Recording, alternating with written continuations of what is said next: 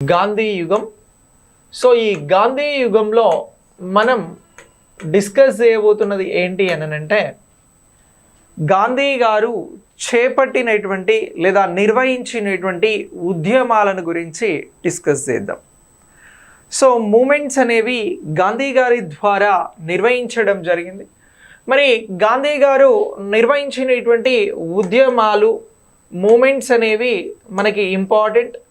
ఈ మూమెంట్స్కి సంబంధించి మిమ్మల్ని ఎగ్జామినేషన్ పాయింట్ ఆఫ్ వ్యూలో క్వశ్చన్స్ అడుగుతారు.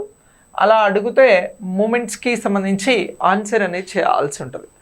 గాంధీ గారు భారతదేశానికి 1915 జనవరి 9న వచ్చిన తర్వాత భారత జాతీయ స్వతంత్ర ఉద్యమంలో పాల్గొంటున్నటువంటి క్రమంలో తను ముఖ్యమైనటువంటి ఉద్యమాలుగా కొన్నింటిని చేపట్టడం జరిగింది. ఇవి ఏ టైం నుంచి ఏ టైం మధ్యన నిర్వహించినటువంటి ఉద్యమాలు అని అంటే 1916 నుంచి 1918 మధ్యన. ఎప్పటి నుంచి ఎప్పటి వరకు అని అంటున్నాం? 1916 నుంచి 1918 మధ్యన గాంధీ గారు కొన్ని ఉద్యమాలను నిర్వహించడం జరిగింది. ఈ ఉద్యమాలకి సంబంధించి వీటిని ఏ మార్గంలో ఏ విధంగా గాంధీ గారు వీటిని నిర్వహించడం జరిగింది, వీటిని లీడ్ చేశారు అని అంటే సత్యాగ్రహం. ఏ మార్గాన్ని అనుసరించారు అని అంటున్నాం? సత్యాగ్రహం అనేటువంటి దానిని అనుసరించడం జరిగింది. సో ఈ సత్యాగ్రహం అంటే ఏంటి అని అంటే సత్యం కోసం పోరాడడం. సత్యాగ్రహము అని అంటే సత్యం కోసం పోరాడడం. అయితే ఈ సత్యం కోసం పోరాడేటువంటి క్రమంలో ఏ ఏ మార్గాలను అనుసరిస్తారు సత్యాగ్రహంలో అని అంటే ఇక్కడ ఒకటి అహింస అనేటువంటి విధానాన్ని అనుసరిస్తారు. 2 సహాయ నిరాకరణ అనేటువంటి విధానాన్ని అనుసరిస్తారు. నెక్స్ట్ మూడోది ఏంటి అని అంటే ఉపవాసము అనేటువంటివి అనుసరించి సత్యాగ్రహము అనేవి నిర్వహించడం జరుగుతుంది. సో ఇలా గాంధీ గారు ఈ 1916 నుంచి 1918 మధ్యన నిర్వహించిన ఉద్యమాలన్నీ కూడా సత్యాగ్రహంకి సంబంధించిన ఉద్యమాలు. సత్యాగ్రహ మార్గం ద్వారా నిర్వహించినటువంటి ఉద్యమాలు. సత్యాగ్రహము అనగా ఏమిటి అని అంటే ఇది సత్యం కోసం ఫైట్ చేయడం, సత్యం కోసం పోరాడడం అని చెప్పేసి గుర్తుంచుకోవాలి. ఇక మనం గాంధీ గారు అని అంటే సత్యాగ్రహము అని వస్తుంది. ఇది గుర్తుంచుకుంటే మీకు ఎప్పుడైనా ఈ సత్యాగ్రహం అనేది గుర్తుంటుంది. ఇందులో ఏ మార్గాలను అనుసరిస్తారు? అహింస, సహాయ నిరాకరణ, నెక్స్ట్ మూడోది ఏంటి అని అంటే ఉపవాస దీక్షలు. ఉపవాస దీక్షలు. సో ఇలా ఈ మార్గాల ద్వారా బ్రిటిష్ వారికి వ్యతిరేకంగా గాంధీ గారు ఈ సత్యాగ్రహం అనేటువంటి ఉద్యమాలను, ఈ విధానం ద్వారా ఉద్యమాలను లీడ్ చేయడం జరిగింది. ఇలా ఉద్యమాలను లీడ్ చేసిన వాళ్ళల్లో మనం చర్చించాల్సినటువంటి ఉద్యమాలు ఏంటి అని అంటే చంపారన్కి సంబంధించిన ఉద్యమం, లేదా దీన్ని చంపారన్ సత్యాగ్రహము అని అంటాం. రెండోది ఏమిటి అని అంటే ఖేదా లేదా ఖైరా సత్యాగ్రహము అని అంటున్నాం. మూడో ముఖ్యమైనటువంటి ఉద్యమం ఏంటి అని అంటే అహ్మదాబాద్ సత్యాగ్రహము అని అంటున్నాం. సో ఇలా ఈ ఉద్యమాలకి సంబంధించి మనం మాట్లాడదాం. సో ఇక్కడ ముందుగా మనం మాట్లాడాల్సినటువంటి, మనం నేర్చుకోవాల్సినటువంటి గాంధీ గారికి సంబంధించినటువంటి, గాంధీ గారు లీడ్ చేసినటువంటి ఉద్యమం ఏంటి అని అంటే చంపారన్ సత్యాగ్రహము అని అంటున్నాం. ఏమని అంటున్నాం? చంపారన్ సత్యాగ్రహం. సో ఈ చంపారన్ సత్యాగ్రహం అనేది ఏదైతే ఉన్నదో ఈ సత్యాగ్రహం అనేది ఏ రిలేటెడ్గా జరిగినటువంటి ఉద్యమము అని అంటే రైతులకి సంబంధించినటువంటి ఉద్యమం. మనం మొత్తం భారతదేశంలో, భారతదేశ చరిత్రలో రైతు ఉద్యమాలను పరిశీలిస్తే ఈ చంపారన్ ఉద్యమం అనేది ముఖ్యమైనటువంటి ఉద్యమంగా, అలాగే ఒక ప్రత్యేకతతో కూడినటువంటి ఉద్యమంగా చంపారన్కి సంబంధించిన ఉద్యమం సత్యాగ్రహంను చూడాల్సి ఉంటుంది. సో ఇలా ఈ చంపారన్కి సంబంధించినటువంటి ఉద్యమం ఎందుకు జరిగింది, ఎక్కడొచ్చింది, చంపారన్ ఉద్యమానికి సంబంధించిన అంశాలను గుర్తించండి అని చెప్పేసి ఎగ్జామినేషన్ పాయింట్ ఆఫ్ వ్యూలో క్వశ్చన్స్ అడుగుతారు. అలా అడిగినప్పుడు వెరీ సింపుల్గా గుర్తుంచుకోండి, చంపారన్ అనేది ఒక ప్రాంతం పేరు, ఒక జిల్లా పేరు. ఎక్కడ జిల్లా ఇది అని అంటే బీహార్కి సంబంధించినటువంటి రాష్ట్రంలో చంపారన్ అనేటువంటి జిల్లా ఉన్నది. ఎక్కడ అని అంటున్నాం? బీహార్ రాష్ట్రంలో చంపారన్ అనేటువంటి, బీహార్ రాష్ట్రంలో, రాష్ట్రం బీహార్, ఇక్కడ చంపారన్ అనేటువంటి జిల్లా ఉన్నది. సో ఈ చంపారన్ జిల్లాకి సంబంధించి ఈ ప్రాంతంలో జరిగినటువంటి ఉద్యమం కాబట్టి దీనినే చంపారన్ ఉద్యమము అని చెప్పేసి మనం మాట్లాడడం జరుగుతూ ఉంది. అయితే ఈ జిల్లాలో నివసించేటువంటి, ఈ ప్రాంతంలో నివసించేటువంటి ప్రజలకి సంబంధించి, ముఖ్యంగా వ్యవసాయ రైతులకి సంబంధించి తీన్ కతియా పద్ధతి అనేటువంటి దానిని ఇక్కడ అనుసరించేవారు దీన్ని అమల్లోకి తీసుకురావడం జరిగింది. ఏ పద్ధతిని అని అంటున్నాం? తీన్ కతియా అనేటువంటి ఒక పద్ధతి ఉన్నది. తీన్ కతియా అనేటువంటిది గుర్తుంచుకోండి, దీన్ని ఎగ్జామ్లో అడిగినారు. సో ఈ తీన్ కతియా పద్ధతి ప్రకారం ఇక్కడ వ్యవసాయం అనేది సాగుతూ ఉంది. ఏంది అసలు తీన్ కతియా అని అంటే, రైతులకి ఇక్కడ కొంత భూమి ఉంటుంది. ఆ రైతు ఆ భూమిని సాగు చేస్తూ ఉంటాడు. ఆ సాగుకి సంబంధించి ఎంత భూమిని అని అంటే 3/20%. ఎంత అని అంటున్నాం? 3/20 భూమి ఏం చేయాలి అని అంటే, ఇక్కడ ఇందులో ఈ భూమిలో నీలిమందు పంటలను పండించాలి. ఏం పండించాలి అని అంటున్నాం? నీలిమందు పంటలను పండించాలి.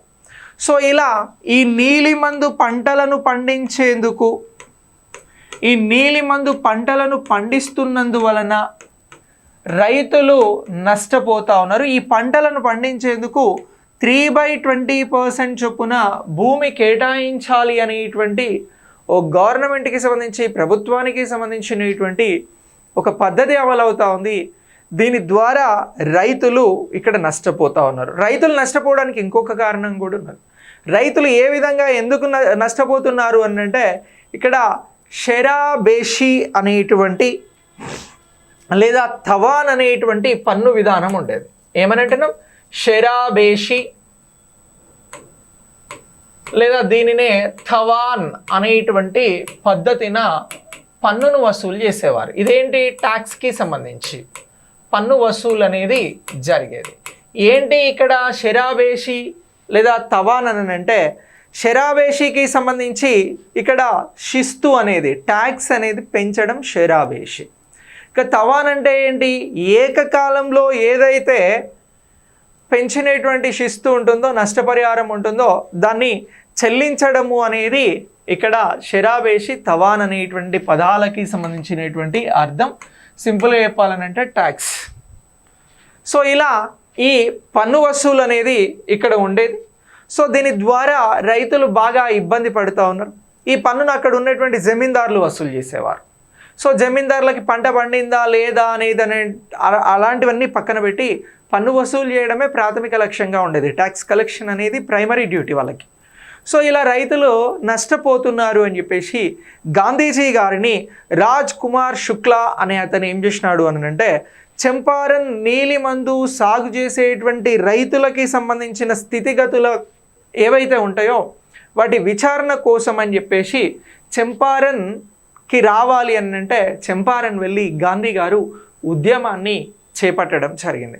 అయితే చంపారన్ ఉద్యమానికి సంబంధించి గాంధీ గారు చేపట్టడం కోసం గాంధీ గారిని అక్కడ స్థితిగతులను పరిశీలించేందుకోసం ఎవరు ఆహ్వానించడం జరిగింది చంపారన్కి అని ఎక్కడైనా క్వశ్చన్ వస్తే రాజ్ కుమార్ శుక్లా. ఏమని అంటున్నాం? రాజ్ కుమార్ శుక్లా. ఇగో ఈయన ఆహ్వానం మేరకు ఎవరు వెళ్ళారు అని అంటే గాంధీ గారు వెళ్ళడం జరిగింది. ఈయన ఎవరిని ఆహ్వానించారు? గాంధీని ఆహ్వానించడం జరిగింది, ఇన్వైట్ చేయడం జరిగింది. ఎందుకు ఇన్వైట్ చేసినాడు అని అంటే, ఇక్కడ గాంధీ గారిని చంపారన్కి సంబంధించినటువంటి స్థితిగతులు, రైతుల స్థితిగతులు అత్యంత దారుణంగా ఉన్నాయి. బ్రిటిష్ వారు బలవంతంగా నీలిమందు పంటలను పండించాలి అని చెప్పేసి తీన్ కతియా పద్ధతిని అమలు చేస్తూ ఉన్నారు. ఇక నెక్స్ట్ ఈ షెరాబేషి తవాన్ పద్ధతిలో జమీందారులు ఇక్కడ రైతులను పీల్చి పిప్పి చేసి పన్నులను వసూలు చేస్తూ ఉన్నారు. ఒకసారి గాంధీ గారు మీరు వచ్చి చంపారన్ జిల్లాలో పరిస్థితులను అబ్జర్వ్ చేయండి, అక్కడ నీలిమందు పంటలకి సంబంధించి సాగు చేస్తున్నటువంటి వారికి సంబంధించి వారి పరిస్థితి ఎలా ఉందో చూడండి అని చెప్పేసి ఈ రాజ్ కుమార్ శుక్లా గారు ఇన్వైట్ చేస్తే అక్కడికి ఎవరు వెళ్ళినారు అని అంటే గాంధీ గారు వెళ్ళారు. అక్కడ రైతుల స్థితిగతులను చూసిన తర్వాత గాంధీ గారు ఈ చంపారన్ ఉద్యమాన్ని ప్రారంభించడం జరిగింది. సో ఇలా ఈ చంపారన్ ఉద్యమానికి సంబంధించి గాంధీ గారితోటి ఎవరెవరు కలిసి పనిచేయడం జరిగింది అని అంటే జేబి కృపాలని గారు, బాబు రాజేంద్ర ప్రసాద్ గారు, అలాగే మహాదేవ్ దేశాయ్ గారు, ముజాహర్ ఉల్ హక్ గారు, నరహరి పారిక్ గారు, వీరంతా కూడా చంపారన్ ఉద్యమంలో రాజ్ శుక్లా ఇన్వైట్ చేసినటువంటి గాంధీ గారితో పాటు వీరంతా కూడా చంపారన్ ఉద్యమంలో పాల్గొనడం జరిగింది.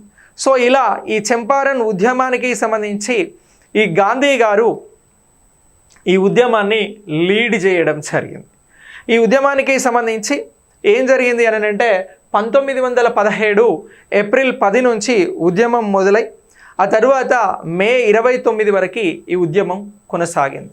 ఎప్పటి నుంచి ఎప్పటి వరకు చంపారన్ ఉద్యమం కొనసాగింది అని అంటే దీనికి సంబంధించి 1915 ఏప్రిల్ 10 నుంచి 1917 ఏప్రిల్ 10 నుంచి ఎప్పటి వరకు కొనసాగింది ఈ ఉద్యమం అని అంటే ఇదే సంవత్సరం 1917 మే 29 వరకు కూడా ఈ ఉద్యమం అనేది కొనసాగింది. ఎప్పటి వరకు? మే 29 వరకు ఈ సత్యాగ్రహ విధానంలో అహింసాయుతంగా సహాయ నిరాకరణ ప్రభుత్వానికి సహాయం చేయకుండా ఉపవాస దీక్షల ద్వారా ఈ ఉద్యమం అనేది నడిచింది. సో ఇలా ఈ చంపారన్ ఉద్యమం నడిచినటువంటి సందర్భంగా అప్పుడున్నటువంటి బీహార్కి సంబంధించినటువంటి గవర్నర్ దిగి వచ్చి ఇక్కడ గాంధీ గారితోటి సమావేశాన్ని ఏర్పాటు చేయడం జరిగింది. సో ఇలా రైతు సమస్యలను పరిష్కరిస్తాము అని చెప్పేసి అప్పుడున్నటువంటి బ్రిటిష్ ప్రభుత్వం హామీ ఇచ్చింది. ఇలా ఈ హామీ తర్వాత ఫ్రాక్స్ రాయ్ కమిటీని నియమించడం జరిగింది. సో ఇలా ఈ ఫ్రాక్స్ రాయ్కి సంబంధించినటువంటి ఈ కమిటీనే ఏమని పిలుస్తూ ఉన్నారు అని అంటే ఇండిగో కమిటీ అని చెప్పేసి పిలవడం జరుగుతూ ఉంది. సో ఇలా ఇండిగో కమిటీ అనేది నియమించబడడం జరిగింది. దేనికోసం? చంపారన్కి సంబంధించినటువంటి రైతుల సమస్యలను పరిశీలించేందుకు. దీనినే ఫ్రాక్స్ రాయ్ కమిటీ అని చెప్పేసి కూడా పిలవడం జరుగుతూ ఉంది. ఇలా ఈ ఫ్రాక్స్ రాయ్ కమిటీ అనేది ఏర్పాటైంది అనేటువంటి అంశాన్ని మనం గుర్తించాల్సి ఉంటుంది. సో ఇలా ఈ కమిటీ అనేది ఏర్పడిన తర్వాత ఈ కమిటీకి కార్యదర్శిగా ఎవరిని నియమించడం జరిగింది అని అంటే గాంధీ గారినే ఈ కమిటీకి కార్యదర్శిగా నియమించడం జరిగింది. ఎవరు ఈ కమిటీకి కార్యదర్శిగా ఉన్నారు అని అంటే గాంధీ గారే కార్యదర్శి సెక్రటరీగా నియమించబడడం అనేది జరిగింది. ఇలా ఈ చంపారన్ ఉద్యమానికి సంబంధించి ఈ ఉద్యమ ఫలితంగా ఈ కమిటీ అనేది వచ్చింది. తర్వాత ఈ కమిటీకి సంబంధించి ఈ ఫ్రాక్స్ రాయ్ లేదా ఇండిగో కమిటీకి సంబంధించి కొన్ని సిఫారసులు చేసింది. ఈ సిఫారసుల ఆధారంగా తీన్ కతియా విధానం అనేది రద్దు కావడం జరిగింది. చంపారన్ ఉద్యమం వల్ల సాధించిన విజయం ఏమిటి అని అంటే తీన్ కతియా పద్ధతి అనేది రద్దయింది. ఏమైంది? తీన్ కతియా పద్ధతి రద్దు. పద్ధతి అనేది, విధానం అనేది, ఈ మెథడ్ అనేది ఇది రద్దు చేయడం జరిగింది. ఏ కమిటీ సిఫారసుల మేరకి అని అంటే ఇండిగో కమిటీ, దీనికే ఫ్రాక్స్ రాయ్ అనేటువంటి కమిటీ. సో ఇలా ఈ కమిటీ సిఫారసుల మేరకు ఈ విధానం అనేది రద్దయింది అనేటువంటి అంశాన్ని మనం ఇక్కడ గుర్తించాల్సి ఉంటుంది.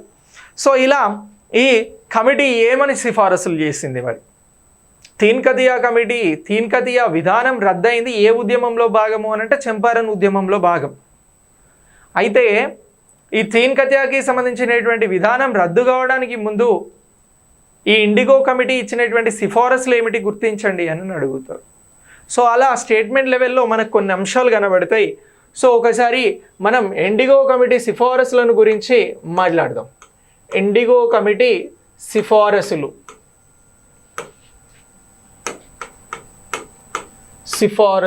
అని అంటున్నాం. సో ఏం అంశాలను ఇది సిఫారసు చేయడం జరిగింది ఇండిగో కమిటీ అనేది ఒకసారి మనం ఇక్కడ డిస్కస్ చేయాల్సి ఉంటుంది. సో చంపారన్ జిల్లాలో నీలిమందు పంటలకి సంబంధించినటువంటి తోటల యజమానులపై లేదా యజమానులు కాకుండా ఎవరైనా కౌలు రైతులు ఉంటే ఆ కౌలు రైతులకి సంబంధించినటువంటి వారిపైన బ్రిటిషర్స్ దాడులు చేస్తూ ఉండే. దాడులను ఆపివేయాలి అని చెప్పేసి ఇక్కడ కమిటీ అనేది సూచించడం జరిగింది. ఎవరు సూచించారు అని అంటున్నాం? కమిటీ సూచించడం జరిగింది. సో ఒకటి ఏం చెప్పింది కమిటీ సిఫారసులలో అని అంటే, రైతులపై జరిగే దాడులను, ఏ రైతులు వీరంతా? నీలిమందు రైతులు. నీలిమందు రైతులపై జరిగే దాడులు, రైతులు అలాగే కౌలుదారులపై, టెనెంట్స్పై, కౌలుదారులపై జరిగే దాడులను ఆపాలి, జరిగే దాడులు ఆపాలి అని చెప్పేసి, నిలిపివేయాలి అని చెప్పేసి చెప్పడం జరిగినది.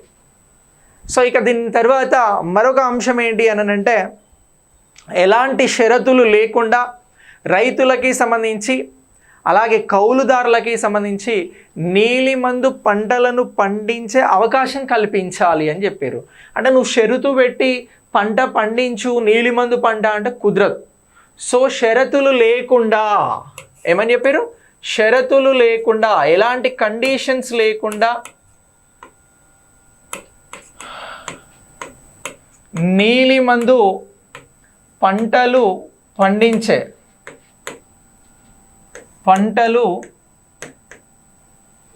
పండించే అవకాశం రైతులకు ఇవ్వాలి, రైతులకైనా కౌలుదారులకైనా కల్పించాలి అని చెప్పారు. ఇక నెక్స్ట్, పండించినటువంటి నీలిమందు పంటలను ఎలాంటి షరతులు లేకుండా స్వేచ్ఛగా అమ్ముకునే, విక్రయించుకునే లేదా సెల్ చేసేటువంటి అవకాశం కూడా రైతులకి కల్పించాలి అని అన్నారు. సో మూడోది ఏంటి అని అంటే, పంటలు షరతులు లేకుండా అమ్ముకునే అవకాశాన్ని ఇవ్వాలి, అమ్ముకునే అవకాశం అనేది కల్పించాలి. ఎవరికి? రైతులకి కానీ కౌలుదారులకి కానీ.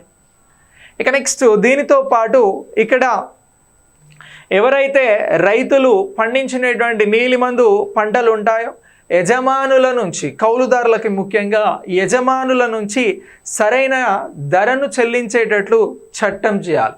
కొంతమంది యజమానులు ఏం చేస్తూ ఉన్నారు అని అంటే, కౌలుదారులకి సరైనటువంటి ధరను ఇస్తలేరు.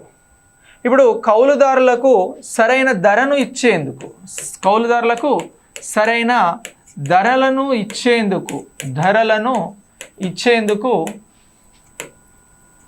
ఇచ్చేందుకు ఏం చేయాలి అని అంటే, చట్టం చేయాలి. సరైన ధరలను ఇచ్చేందుకు యజమానులపై చట్టం చేయాలి, యజమానులపై చట్టం చేయాలి అని చెప్పేసి చెప్పడం జరిగింది. చట్టం చేయాలి. ఇక నెక్స్ట్ మరొక అంశం ఏంటి అని అంటే, బ్రిటిష్ ప్లాంటర్స్ ఎవరైతే ఉంటారో స్థానిక భూస్వాముల నుంచి లేదా శాశ్వత కౌలుకు తీసుకున్నటువంటి భూములన్నింటినీ తిరిగి వారికే అప్పగించాలి. కొంతమంది బ్రిటిష్ వారు ఇక్కడ నీలిమందు పంటలకి సంబంధించి యజమానుల నుంచి భూమిని తీసుకున్నారు, ఆ భూమిని తిరిగి ఇవ్వమంటే ఇవ్వట్లేదు. సో మళ్ళీ తిరిగి భూమిని యజమానులకు అప్పగించాలి అని చెప్పేసి చెప్పడం జరిగింది. ఇక నెక్స్ట్, బ్రిటిష్ ప్లాంటర్స్ నుంచి, ఎవరి నుంచి? బ్రిటిష్ ప్లాంటర్స్ ఎవరైతే ఉన్నారో ఈ ప్లాంటర్స్ భూమిని తిరిగి ఇచ్చేయాలి, భూమిని తిరిగి ఇచ్చివేయాలి అని చెప్పేసి చెప్పడం జరిగింది. ఏం చెప్పారు? భూమిని తిరిగి ఇచ్చివేయాలి అని చెప్పేసి చెప్పడం జరిగింది. అలాగే చంపారన్కి సంబంధించినటువంటి రైతు కూలీల పరిస్థితిని మెరుగుపరచాలి. చంపారన్ ప్రాంతంలో రైతు కూలీలు ఉన్నారు. ఈ రైతు కూలీల పరిస్థితి అనేది మెరుగుపరచాలి. సో ఇలా ఈ అంశాలను ఎవరు సూచించారు అని అంటే, ఇక్కడ ఇండిగో కమిటీ అనేది సూచించడం జరిగింది. ఈ ఇండిగో కమిటీకి సెక్రటరీగా గాంధీ గారే ఉన్నారు. సో ఇలా 1917లో చంపారన్ ఉద్యమం జరిగిన నేపథ్యంలో భారతదేశంలో బ్రిటిష్ వారు చంపారన్ రైతుల సమస్యలను నీలిమందు పంటల సమస్యలకి సంబంధించి వచ్చినటువంటి ఉద్యమాన్ని అర్థం చేసుకొని ఇక్కడ కమిటీని నియమించడం జరిగింది. ఆ కమిటీయే ఇండిగో కమిటీ అని చెప్పేసి గుర్తుంచుకోవాలి. సో ఇలా ఈ కమిటీ ఈ అన్ని అంశాలను సూచించిన తర్వాత భారతదేశంలో చంపారన్ కౌలు చట్టం అనే దానిని కూడా తీసుకురావడం జరిగింది. ఇది ఎప్పుడు వచ్చింది అని అంటే 1917లో. సో చంపారన్ కౌలు చట్టం ఎప్పుడు వచ్చింది అని అడుగుతారు మిమ్మల్ని. చంపారన్ కౌలు చట్టం అనేది చంపారన్ కౌలు చట్టం ఎప్పుడు వచ్చినది అని అంటే ఈ కౌలు చట్టం అనేది మనకి 1917లో వచ్చింది అనేటువంటి అంశాన్ని ఇక్కడ మనము గుర్తించాల్సి ఉంటుంది. సో ఇలా ఈ చట్టం అనేది తీసుకురావడం జరిగింది.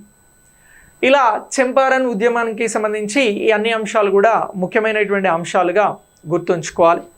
అయితే భారతదేశానికి సంబంధించినటువంటి రైతులకి ప్లాంటర్స్కి సంబంధించి ఇక్కడ ఒక ఒప్పందం అనేది కుదిరింది వ్యవసాయ పద్ధతికి సంబంధించి. ఈ ఒప్పందాన్ని ఏమంటారు అని అంటే ర్యోతి అని అంటారు. ర్యోతి ఒప్పందం ఎవరెవరికి మధ్యన కుదిరిన ఒప్పందము అని అంటారు. ఈ ర్యోతి అనేటువంటి ఒప్పందం అనేది ప్లాంటర్స్కి అలాగే రైతులకి మధ్యన కుదిరినటువంటి ఒప్పందం. అలాగే రైతులు వీరికి మధ్యన కుదిరిన ఒప్పందాన్నే ఏమని అంటున్నాము అని అంటే ర్యోతి అని చెప్పేసి పిలవడం జరుగుతూ ఉంది. సో ఇలా ఈ అంశాలన్నీ కూడా ముఖ్యమైనటువంటి అంశాలుగా మనం గుర్తించాల్సి ఉంటుంది. సో ఇది చంపారన్ ఉద్యమానికి సంబంధించినటువంటి అంశం. ఈ ఉద్యమం అనేది సక్సెస్ అయింది. ఈ ఉద్యమాన్ని సత్యాగ్రహ మార్గంలో లీడ్ చేయడం జరిగింది. ఎవరు లీడ్ చేసినారు అని అంటే గాంధీ గారు లీడ్ చేశారు అనేటువంటి అంశాన్ని గుర్తుంచుకోవాలి. ఈ ఉద్యమ ఫలితంగా మనకి ఇండిగో కమిటీ వచ్చింది. ఈ ఉద్యమ ఫలితంగా చంపారన్ కౌలు రైతుల చట్టం అనేది రావడం జరిగింది, కౌల్దారీ చట్టం. సో ఇలా ఈ చట్టం అనేది 1917లో వచ్చింది అనేటువంటి అంశాన్ని మనం ఇక్కడ గుర్తించాల్సి ఉంటుంది. సో ఇది చంపారన్కి సంబంధించినటువంటి ఉద్యమం. అర్థమైందా?